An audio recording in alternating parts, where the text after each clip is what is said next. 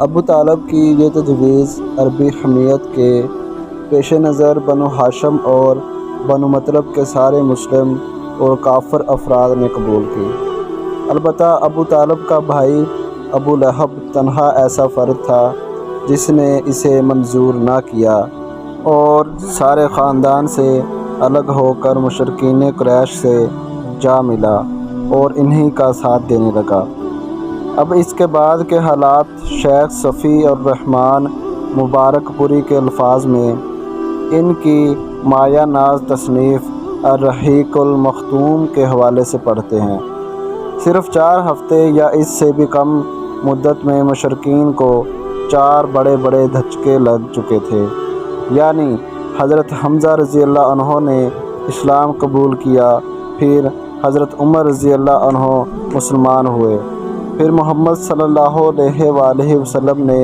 ان کی پیشکش یا سودے بازی مسترد کی، پھر قبیلہ بنی ہاشم و بنی مطلب کے سارے ہی مسلم و کافر افراد نے ایک ہو کر نبی صلی اللہ علیہ وآلہ وسلم کی حفاظت کا عہد و پیمان کیا۔ اس سے مشرکین چکرا گئے اور انہیں چکرانا ہی چاہیے تھا،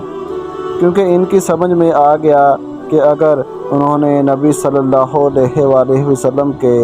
قتل کا اقدام کیا تو آپ صلی اللہ علیہ وآلہ وسلم کی حفاظت میں مکہ کی وادی مشرکین کے خون سے لالہ زار ہو جائے گی، بلکہ ممکن ہے ان کا مکمل صفایا ہی ہو جائے۔ اس لیے انہوں نے قتل کا منصوبہ چھوڑ کر ظلم کی ایک اور راہ تجویز کی جو ان کی اب تک کی تمام ظالمانہ کارروائیوں سے زیادہ سنگین تھی۔ اس تجویز میں تمام مشرکین وادی مخصب میں خیف بنی کنانہ کے اندر جمع ہوئے اور آپس میں بنی ہاشم اور بنی مطلب کے خلاف یہ عہد و پیمان کیا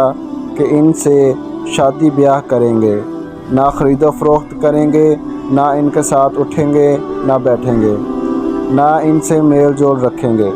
نہ ان کے گھروں میں جائیں گے، نہ ان سے بات چیت کریں گے جب تک کہ وہ رسول اللہ صلی اللہ علیہ وآلہ وسلم کو